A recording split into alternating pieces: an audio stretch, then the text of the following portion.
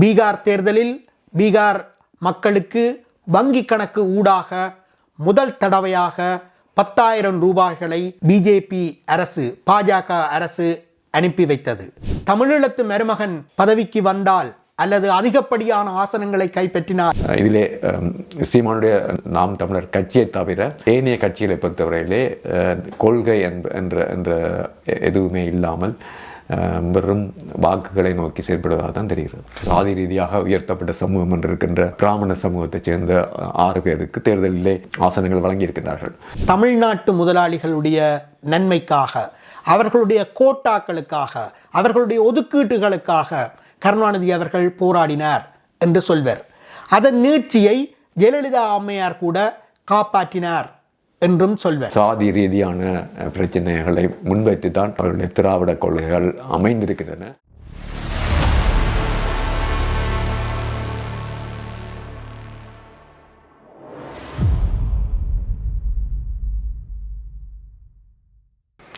அலைகள் ஊடகம் நேர்களுக்கு வணக்கம். சித்திரை 23, 2026 தமிழகம் மீண்டும் ஒரு தேர்தலை சந்திக்கப் போகின்றது. தமிழக தேர்தலில் வாக்குகள் திமுக ஆதரவு வாக்குகள், திமுக எதிர் வாக்குகள் என்று பிரிவதே கிட்டத்தட்ட எம்ஜி ராமச்சந்திரன் அவர்கள் 1977ஆம் ஆண்டு தமிழக சட்டசபை தேர்தலில் வெற்றி பெற்ற காலத்திலிருந்து ஒரு நிதர்சனமாக இருந்து வந்திருக்கின்றது. இம்முறை அதிமுக வாக்குகள் ஒன்று திரள்வதை பாஜக விரும்பவில்லை. அதிமுக சசிகலா அம்மையாரின் தலைமையில் ஒன்று திரளுமானால் திமுகவை வீழ்த்தி விடுவர். அதுவிதம் வீழ்த்தி மீண்டும் அதிமுக அதன்பின் திமுக என்று ஆட்சி அமைக்கும் பட்சத்தில் தமிழகத்தில் பாஜக காலூன்ற முடியாது என்ற விடயத்தில் அவர்கள் மத்திய அரசின் பலத்துடன் மிகவும் கவனமாக காய்களை நகர்த்துகின்றார்கள். அவர்களுடைய காய் நகர்த்தல்களுக்கு சாதகமாக அதிமுக தலைவர்களுடைய ஊழல் பட்டியல்கள், கோப்புகள் மிக உயரத்திற்கு அடுக்கி வைக்கப்பட்டிருக்கின்றது. மறுபுறத்தில் பணம் என்பது வாக்குச்சீட்டை வாங்கும் ஆயுதம் என்பது நீண்ட காலமாக இந்திய தேர்தலில் ஒரு நடைமுறையாக இருந்து வருகின்றது.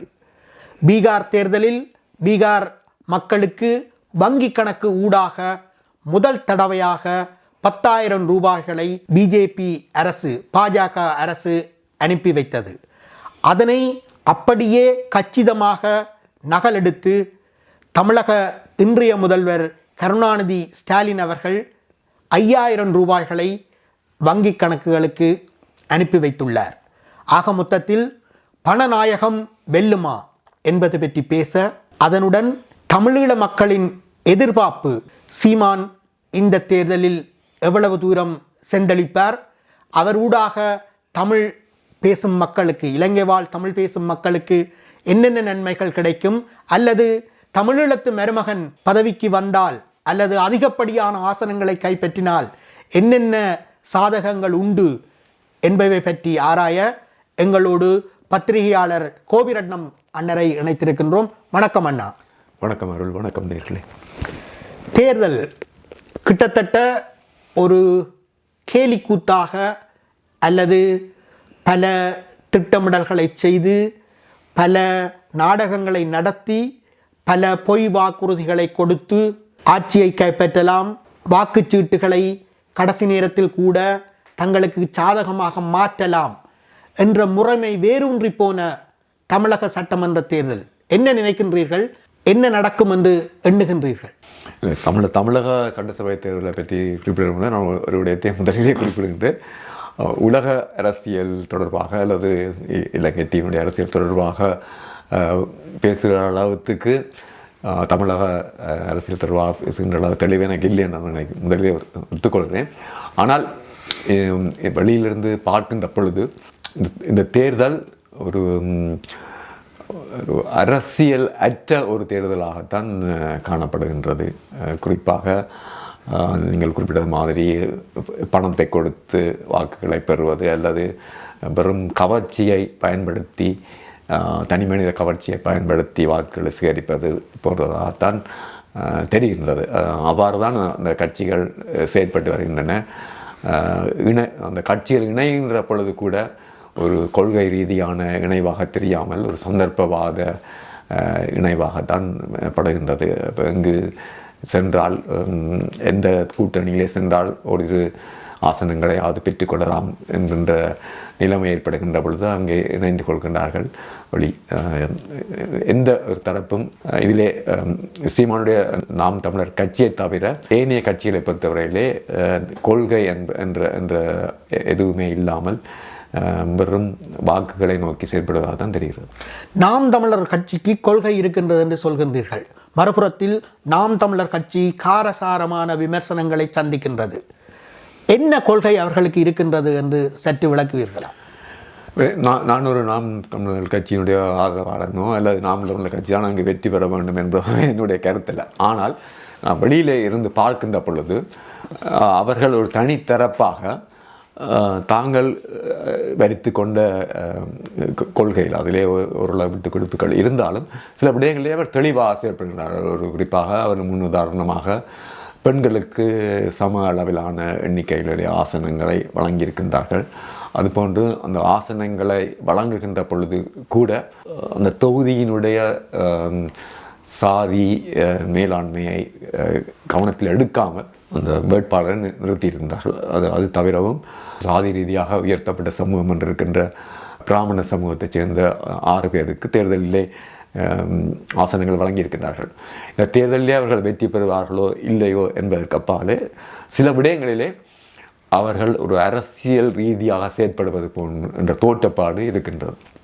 திராவிட முன்னேற்றக் கழகம் தமிழகத்தில் காலூன்ற இடஒதுக்கீடு ஒரு முக்கியமான காரணமாக இருந்தது என்று சொல்வார்கள். மறுபுறத்தில் கலைஞர் கருணாநிதி அவர்களின் முழக்கமாக வடக்கு வாழ்கிறது தெற்கு தேய்கிறது என்பது இருந்தது. அதாவது சுருக்கமாக சொன்னால் தமிழ்நாட்டு முதலாளிகளுடைய நன்மைக்காக, அவர்களுடைய கோட்டாக்களுக்காக, அவர்களுடைய ஒதுக்கீட்டுகளுக்காக கருணாநிதி அவர்கள் போராடினார் என்று சொல்வர். அதன் நீட்சியை ஜெயலலிதா அம்மையார் கூட காப்பாற்றினார் என்றும் சொல்வர். அதுபோல நாம் தமிழர் கட்சி என்ன நிலைப்பாடுகளை, என்ன கொள்கைகளை வைத்திருக்கின்றது என்று சற்று சொல்ல முடியுமா? நான் தமிழர் கட்சியின் சார்பாக பேசுவதற்கு அவருடைய கொள்கைகள் ரீதியாக முழுமையான விளக்கம் இல்லாவிட்டாலும் கூட திராவிட முன்னேற்ற கழகம் அவ்வாறு குறிப்பிட்டிருந்தால், அதாவது வடக்கு தேய்கிறது தெற்கு தேய்கிறது வடக்கு வாழ்கிறது என்று இருந்திருந்தால் இன்றைக்கும் கூட தமிழ்நாட்டிலே இருக்கின்ற பெரிய அளவிலான பெரிய முதலாளிகள் தமிழர்கள் இல்லாதவர்களாக வடக்கிலிருந்து வந்தவர்களாக கூட இருக்கின்றார்கள். அது தமிழ்நாட்டுக்கு ஒரு வகையிலே சாதகமாக அமைகின்றது என்றால் அங்கு கூடுதலான தொழில்துறை இருக்கின்றது. அதன் மூலமாக வேலை வாய்ப்புகள் அமைந்திருக்கின்றன. அந்த வேலை வாய்ப்புகளின் காரணமாக அவருடைய பொருளாதாரம் ஓரளவுக்கு உயர்ந்திருக்கின்றது என்றால் குறிப்பிட வேண்டும். ஆனால் இந்த வடக்கு தெற்கு என்ற நிலைமை அங்கே இருப்பதாக தெரியவில்லை. அதாவது திராவிட முன்னேற்ற கழகத்தின் உயர்மட்ட தலைவர்கள் அவருடைய தொழில் ரீதியாக அவர் வடக்கில் உள்ளவர்களுடன் சேர்ந்துதான் செயற்படுகின்றார்கள். அவர்கள் வாக்குகளை சேகரிப்பாக வடக்கு தெற்கு கொண்ட விடயங்களை பேச முடியும். அதே சமயத்திலே தொழிலாளர்களுடைய உரிமைகள் என்று வருகின்ற பொழுது அண்டை மாநிலமான கேரளா போன்ற மாநிலங்களுடன் ஒப்பிடுகின்ற பொழுது தமிழ்நாட்டிலே வலுவான தொழிற்சங்கங்களோ எதுவுமே இல்லை. அங்கே உள்ள தொழிலாளர்களுடைய உரிமைகள் தொடர்பாக திராவிட முன்னேற்ற கழகம் வித அக்கறையும் கொண்டிருப்பதாக தெரியவில்லை. ஆனால் இப்பொழுதும் இந்த இடஒதுக்கீடு, இந்த சாதி ரீதியான பிரச்சனைகளை முன்வைத்து தான் அவர்களுடைய திராவிட கொள்கைகள் அமைந்திருக்கின்றன. அவற்றை விட்டு பார்த்தால் திராவிட முன்னேற்ற கழகம் ஒரு வெளித்திறப்புகளுக்கு முதலீடுகளை தமிழ்நாட்டில் செய்வதற்குரிய வாய்ப்பான சூழலை உருவாக்கின்றார். கிட்டத்தட்ட ஒரு முதலாளித்துவ பொருளாதாரத்தை தான் அவர்கள் முன்வைத்திருக்கின்றார்கள். ஆனால் அதற்கு அந்த பேக்கேஜிங் ஒரு சமூக நீதி வைத்திருக்கிறார்களே தவிர முழுக்க முழுக்க இன்றைக்கு நீங்கள் வெளித்திறப்புகளை பார்த்தால் குறிப்பாக மேற்கத்திய நாடுகளை சேர்ந்த முதலீட்டாளர்கள் நம்பி முதலீடுகளை செய்யக்கூடிய ஒரு மாநிலமாக தமிழ்நாடு இருக்கின்றது. அதுதான் தமிழ்நாட்டினுடைய பொருளாதார வளர்ச்சிக்கு காரணமே தவிர அங்கே இருக்கின்ற ஆட்சி நிர்வாகம் காரணமாகவோ இல்லை அவருடைய பொருளாதார செயற்திட்டங்கள் காரணமாகவோ அவ்வாறு அமையவில்லை. கிட்டத்தட்ட 20 வருடங்களுக்கு முன்பே ஆந்திராவில் சந்திரபாபு நாயுடு இந்த திட்டங்களை முன்மொழிந்து வழிமொழிந்து செயலிலும் கொண்டு வந்தார். அதனைத்தான் இப்போது மு.க. ஸ்டாலின் அரசு செய்கின்றது என்று சொல்கின்றீர்கள். நிச்சயமாக இன்றைக்கு கூகுள் தன்னுடைய ஒரு மிகப்பெரிய ஒரு டேட்டா சென்டரை விசாகப்பட்டினத்திலே அமைத்திருக்கின்றது. அது தமிழ்நாட்டில் அமைப்பதா விசாகப்பட்டினத்திலே அமைக்கிறதா என்று வருகின்ற பொழுது அவர்கள் விசாகப்பட்டினத்திலே அமைத்திருக்கிறார்கள். அதன் மூலம் ஆயிரக்கணக்கானவர்களுக்கு வேலை வாய்ப்புகள் கொடுக்கப்படுகிற நீங்கள் கூட்டமாக சந்திரபாபு நாயுடு அவர்களுடைய காலத்திலே தான் அவர் இந்த தகவல் தொழில்நுட்பத்துறையிலே மிகவும் அதிக ஈடுபாட்டை காட்டியதன் காரணமாக அங்கே அந்த தொழில்துறை மிகவும் வளர்ச்சி அடைந்து காணப்படுகின்றது. இப்போது நீங்கள் குறிப்பிடும் இந்த தகவல் தொழில்நுட்ப யுகம் ஏற்றம் பெற்றதன் பின்னால் உண்மையாக மிகவும் வளர்ச்சி பெற்ற நகரமாக இந்தியா முழுவதிலுமேயே பெங்களூர் தான் இருக்கின்றது. அதற்கு அடுத்ததாகத்தான் டெல்லி கூட மாறிவிட்டது என்று சொல்பவர்கள் இருக்கின்றார்கள். சரி, நாங்கள் மீண்டும் நாம் தமிழர் கட்சிக்கே போவோம். நாம் தமிழர் கட்சி போன்ற கட்சிகள் அல்லது கமலஹாசனின் கட்சி போன்ற கட்சிகள் செய்வதெல்லாம் ஓட்டுக்களை பிரிப்பதும் ஓட்டுக்களை பிரிப்பதற்கு திரைமறைவில் பணம் பெற்றுக்கொள்வதும் தான் என்று குற்றச்சாட்டுகள் இருக்கின்றது. அது பற்றி என்ன சொல்கின்றீர்கள்? அவ்வாறான குற்றச்சாட்டுகள் இருப்பது உண்மை. அதனை நான் முழுவதுமாக இருக்கிற அளவுக்கு எனக்கு அந்த விடயங்கள் தொடர்பாக அதிகம் தெரியாது. ஆனால் வெளியில இருந்து ஊடகங்களில் வருகின்ற தகவல்களை வைத்து பார்க்கின்ற பொழுது சில விடயங்களிலே நாம் தமிழர் கட்சி முன்னேற்றகரமாக செயல்படுவதாக காணப்படுகிறது. உதாரணத்துக்கு அவர்களுடைய 2ஆம் மட்ட தலைவர்கள் விடயத்திலே அதிக அளவிலே இளையவர்கள் பெண்கள் அந்த பெண்கள்லேயும் கூட படித்த பெண்கள் ஆய்வாளர்களாக இருப்பவர்கள் தகவல் தொழில்நுட்பத்திலே முக்கிய திறன் கொண்டவர்களாக இருப்பவர்கள் போன்றவர்களை வைத்திருக்கிறார்கள். இவர்களெல்லாம் சரியாக செயல்படுகிறார்களோ இல்லையோ என்பது எனக்கு இங்கிருந்து பார்த்து சொல்ல முடியாவிட்டாலும் அது ஒரு முன்னுதாரணமாக இருக்கின்றது. திராவிட முன்னேற்ற கழகம் ஆரம்பித்த காலத்திலிருந்து அவர்கள் இந்த வசனகர்த்தாக்கள் திரைப்பட துறையைச் சேர்ந்தவர்களைத்தான் வைத்திருந்தார்கள். அவர்கள் தான் இந்த ஒரு ஊடக வெளிச்சத்திலேயும் தெரிந்தனர். எம்ஜிஆர் காலத்திலேயும் இருந்தாலும் சரி, கருணாநிதியினுடைய காலத்திலே இருந்தாலும் அவர்கள்தான் ஊடக வெளிச்சம் பெற்றவர்களாகவும் முன்னிலைப்படுத்தப்பட்டதாக காணப்பட்டார். அந்த நிலையை நாம் தமிழர் கட்சி குறித்தளவு மாற்றி இருக்கின்றது என்று நான் பார்க்கிறேன். இலங்கை தமிழர்களுக்கும் அல்லது தமிழெழுத்தவர்களுக்கும் தமிழ்நாட்டு தேர்தலுக்கும் உள்ள உறவு பற்றி ஆராய்வோம். திமுக தலைவர்களில் ஒருவரும் கலைஞர் கருணாநிதி அவர்களின் புத்திரியும் இந்த முள்ளிவாய்க்கால் இறுதி தருணங்களில் பல சமரச பேச்சுவார்த்தைகளுக்கு தலைமை தாங்குபவர் போல தோற்றம் அளித்தவரும், பின்பு மகிந்த அளித்த விருந்தில் கலந்து கொண்டு திருமாவளவன், டிஆர் பாலு போன்றவர்களோடு கலந்து கொண்டு சகஜமாக சிரித்து ஒரு விதத்தில் வெற்றியை கொண்டாடினார் என்று கூட சந்தேகங்களை கிளப்பியவருமான கனிமொழி இப்போது அறிவித்துள்ளார், தமிழகத்தில் அகதித்தஞ்சம் கோரி முகாம்களில் இருக்கும் பல லட்சம் ஈழத்தமிழர்களுக்கு குடியுரிமை வழங்க வேண்டும் என்று. இது பற்றி என்ன சொல்கின்றீர்கள்? திராவிட முன்னேற்ற கழகத்திலே இருக்கின்ற முன்னணி தலைவர்களிலே கனிமொழி அவர்கள் ஒரு ஆளுமை மிக்க தலைவர் என்பதில் எனக்கு மாற்று கருத்து இல்லை. அவர் ஒரு அறிவார்ந்த ரீதியிலே கருத்துக்களை தெரிவிப்பவர் என்பதிலேயும் சில விடயங்களிலே அறிவார்ந்த பார்வை கொண்டவராகவே தென்படுகிறார் என்பதிலே எனக்கு மாற்று கருத்து இல்லை. இருந்தாலும் கூட அவர் எவ்வாறு நேர்மையாக செயல்படுகிறார் என்பதை நீங்கள் ஏற்கனவே குறிப்பிட்ட மாதிரி அவர் மஹிந்த ராஜபக்சவை சந்தித்து விட்டு பரிசு பொருட்கள்லாம் கொடுத்து விட்டு வந்து சென்னையிலே நடந்த ஒரு பத்திரிகையாளர் சந்திப்பிலே அவர்கள் கேட்டார்கள், இப்பொழுது அங்கே சிங்கள ஆக்கிரமிப்பு குடியேற்றங்கள் அதிகமாக நடைபெறுகின்றதே, அது பற்றி ஏதாவது உங்களுடைய கருத்து என்னென்னு குறிப்பிட்டவர் நாங்கள் எங்களுடைய கவனத்துக்கு கொண்டு வரப்பட்டது. நாங்கள் இந்திய தூதுவரிடம் இதை பற்றி பேசினோம். அவர் இதனை கவனித்துக் கொள்வார். அவருடைய அரசியல் ஆளுமையினுடைய அகலம் வந்து இதில் தான் இந்த ஆழம் வந்து தெரிகின்றது. அதாவது எவ்வாறு அவர் ஏமாற்றுகின்றார் என்று, அதாவது இந்திய தூதுவரால் இலங்கையிலே நடக்கின்ற சிங்கள குடியேற்றத்தை எந்த விதத்திலும் தடுத்து நிறுத்த முடியாது. இந்தியாவுடைய தலைவர் கூட அதனை நிறுத்த முடியாது. இந்த அழுத்தங்கள் கொடுத்தாரே தவிர இந்திய தூதுவர் இலங்கை ஜனாதிபதியை கூறி அங்கு இவ்வாறு செய்ய முடியும் என்று ஒரு சிறு பிள்ளை கூட எதிர்பார்க்காத, ஆனால் கனிமொழி இதனை கூறியிருக்கிறார். அது தவிரவும் நினைக்கிறேன் 2012 இல்லை 2013 ஆண்டு நடைபெற்ற இந்த டெஸ்ஸோ 2வது மாநாட்டிலே அவர்கள் 13ஆம் திருத்த சட்டமூலத்தை பற்றித்தான் அதனை அமல்படுத்த வேண்டும் என்பதை அவர்கள் கோரிக்கையாக வைத்திருந்தார்கள். ஆகவே அவருடைய அரசியல் தெளிவு இவ்வாறு தான். தேர்தல் வருகின்ற பொழுது அவர்கள் இந்த விடயங்களை பேசுகின்றார்கள். அவர்களுக்கு இந்த 4 வருட காலம் ஆட்சி இருந்த பொழுது இதனை ஏதாவது செய்திருக்கலாம், அல்லது இந்த ஈழத்தமிழ் மக்களுடைய அகதிகளாக இருப்பவர்கள் நீண்ட காலமாக அங்கே இருப்பவர்களுக்கு அந்த குடியுரிமை வழங்குவது தொடர்பாக எதுவுமே அவர்கள் செய்யவில்லை.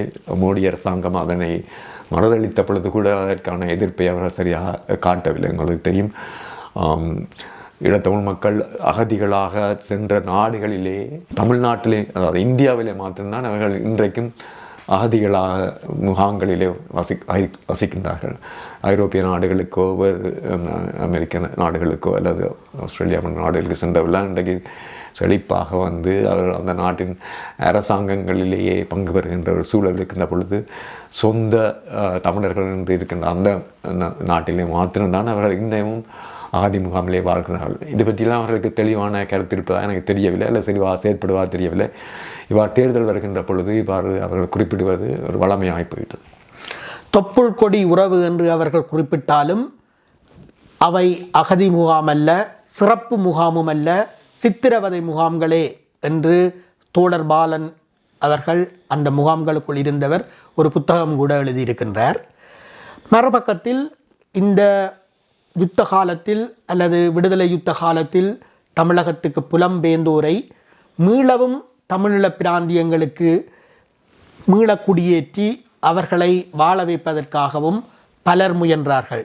குறிப்பாக தந்தை செல்வாவின் மகன் சந்திரஹாசன் மற்றும் இன்றைய திருமலை எம்பி போன்றோர் இதற்காக பல்வேறு ஐநா சம்பந்தப்பட்ட நிறுவன உதவிகளோடு இதற்கான திட்டங்களை ஆராய்ந்தார்கள். ஆனால் அந்த மக்கள் அங்கு வேரூன்றி விட்டார்கள். நீங்கள் குறிப்பிடுவது போல ஐரோப்பாவிற்கு புலம்பெயர்ந்தவர்கள், ஆஸ்திரேலியாவுக்கு புலம்பெயர்ந்தவர்கள், மருத்துவக் கல்லூரிகளில் தாராளமாக அவர்களுக்கு இடம் கிடைக்கின்றது. ஆனால் தமிழகத்தில் அகதி முகாம்களில் உள்ள திறமை சார்ந்த மாணவர்களுக்கு, திறமை வாய்ந்த மாணவர்களுக்கு அப்படி வாய்ப்புகள் கிடைக்காத போதும் அவர்கள் அங்கு வேரூன்றி விட்டார்கள், அங்குதான் இருக்க விரும்புகின்றார்கள் என்று கருத்து கணிப்புகள் அல்லது இது சம்பந்தமாக முயற்சிப்பவர்கள் பேட்டியளிக்கின்றார்கள். ஆக மொத்தத்தில் இந்த சிக்கலை எப்படி தீர்க்கலாம் என்று நீங்கள் நினைக்கின்றீர்கள்? அங்கே வசிக்கின்ற மக்களை பொறுத்தவரையிலே எந்த பிராந்தியத்தில், எந்த உலகத்திலே எந்த பிராந்தியத்தில், எந்த மண்ணிலேயாவது வசிக்கின்ற மக்கள் அந்த இடத்திலே தான் வாழப்போகின்றோம் என்று விரும்பினால் அதை நாங்கள் மாற்ற முடியாது. அவர்களை வேறு இடத்திலே குடிபெயர்த்துவது என்பது அவர்களை மனோரீதியாகவும் பாதிக்கும். அவர்களுடைய பொருளாதாரம், அவர்களுடைய எதிர்பார்ப்பு எல்லாவற்றையும் பாதிக்கும்.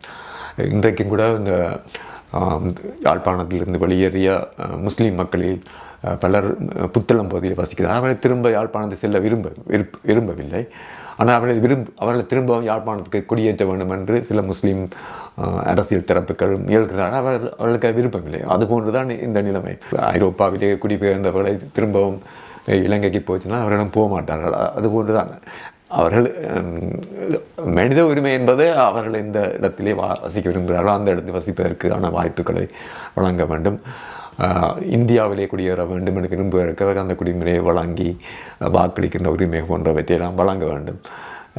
அவர்களை தொடர்ந்தும் ஒரு நாடற்றவர்களாக குடியுரிமையற்றவர்களாக வைத்திருப்பது என்பது ஒரு மனித குலத்துக்கே கேடு செய்கின்ற மனிதாபிமானமற்ற செயலாக தான் நான் பார்க்குறேன். இந்திய அரசு கிட்டத்தட்ட 30-35 சிலர் 40 ஆண்டுகளை கூட நெருங்கியவர்கள். அவர்களுக்கு குடியுரிமை வழங்காதிருப்பதன் ரகசியம் என்ன என்று நினைக்கின்றீர்கள்? ஒரு விதமான துவேச மனப்பாங்கு தான் நினைக்கிறேன். அதாவது அவர்கள் இஸ்லாமியர்களுக்கும் வழங்குவதில்லை, இந்துக்களுக்கு வழங்குகிறார் என்று கூறுகின்றார்கள். ஆனால் ஈழத்தமிழர்களே பெரும்பகுதியானவர்கள் இந்துக்கள் என்று வகைப்படுத்தக்கூடியவர்கள் இருந்த பொழுதும் அவர்களுக்கு வழங்கவில்லை என்பது ஒரு துவேச மனப்பான்மை என்றுதான் நினைக்கின்றேன். அவர்கள் ஒருவேளை கல்கத்தாவிலிருந்து சென்றவர்களாக இருந்தால் அல்லது வேறு பிரதேசங்களில் சென்றவர்களாக இருந்திருந்தால் அவ்வாறு குறிப்பிடக்கூடும். ஆனால் இன்னும் ஒரு படத்திலே பார்க்கின்ற பொழுது இது இன்னும் ஒரு விடயத்தையும் புலப்படுத்துகின்றது. ஈழத்தமிழர்கள் இந்தியாவில் இருந்து சென்றவர்கள் அல்ல என்ற விடயத்தையும் நாங்கள் கவனிக்க வேண்டும்.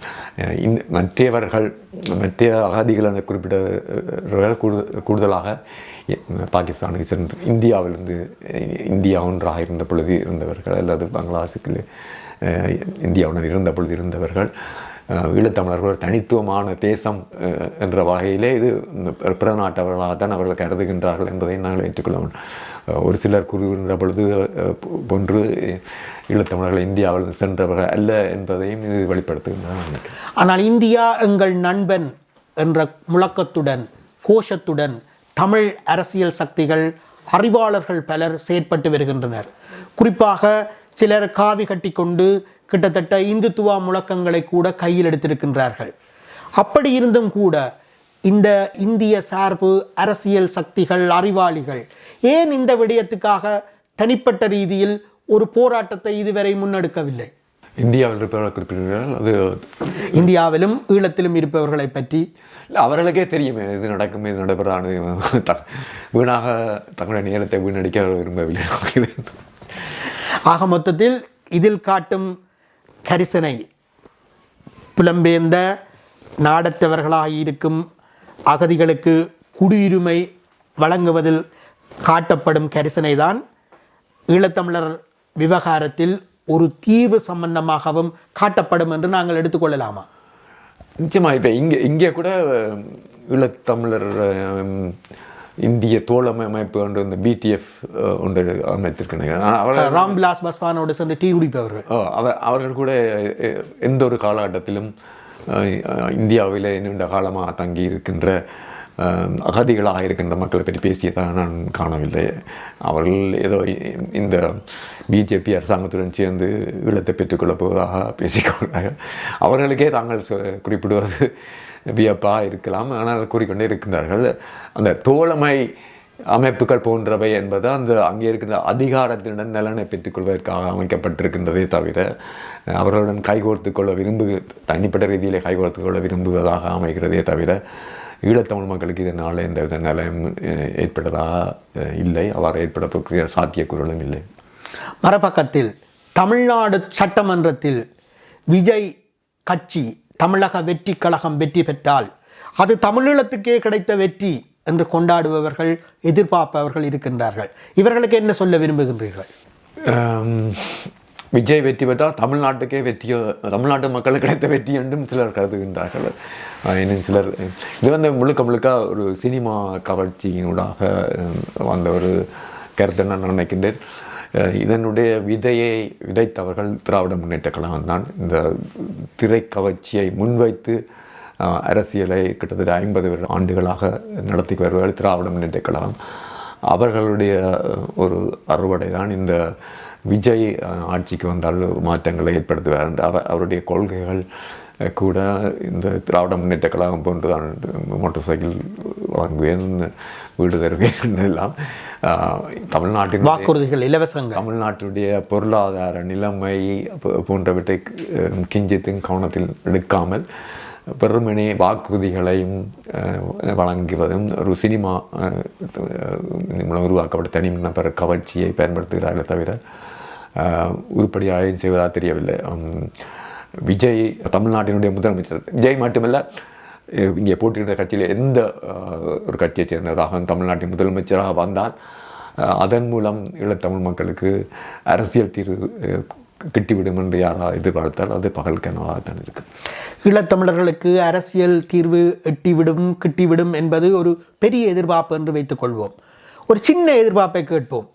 ஈழத்தமிழ் மக்கள் மத்தியில் போரில் பாதிக்கப்பட்டு சர்வதேச யுத்த நியமங்களின்படி மறுவாழ்வு வழங்கப்படாது பொருளாதார வாழ்வு சிதிலப்பட்டு இருக்கும் எங்களுடைய ஈழம்பால் தமிழ் பேசும் மக்களுக்கு தமிழக சட்டசபை தேர்தல் வெற்றி அல்லது தோல்வி அல்லது விஜய் வந்தால் அல்லது ஸ்டாலின் வந்தால் ஏதாவது மாறுதல்கள் வரும் என்று நினைக்கின்றீர்களா? எந்த ஒரு மாறுதலும் ஏற்படாது.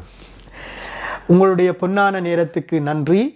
மிக உண்மைகளை யதார்த்தங்களை வெளிப்படுத்தியமைக்கும் ஒரு மாயையிலிருந்து நாங்கள் விடுபட வேண்டும். தாய் தமிழ்நாடு செய்தமிழ்நாடு என்பது போன்ற அடுக்குமொழி வசனங்கள் மிக அருமையானவை. நாமில்லா நாடில்லை நமக்கோர் நாடில்லை என்று சொல்லித்தான் திராவிட கட்சிகள் ஈழ விடுதலை போராட்டத்தை ஆதரித்தன. இந்த மாதிரியான வசன கவிதைகளுக்கும் அல்லது முழக்கங்களுக்கும் சுயநிர்ணய போராட்டத்திற்கும் எந்தவித சம்பந்தமும் இல்லை என்பதனை பல்வேறு ஆணித்தரமான விளக்கங்களுடன் எங்களுக்கு வழங்கினீர்கள். உங்கள் நேரத்துக்கும் உங்கள் அர்ப்பணிப்புக்கும் நன்றி கூறி மீண்டும் விரைவில் சந்திப்போம் என்று சொல்லி விடைபெறுகின்றேன். வணக்கம். நன்றி, வணக்கம்.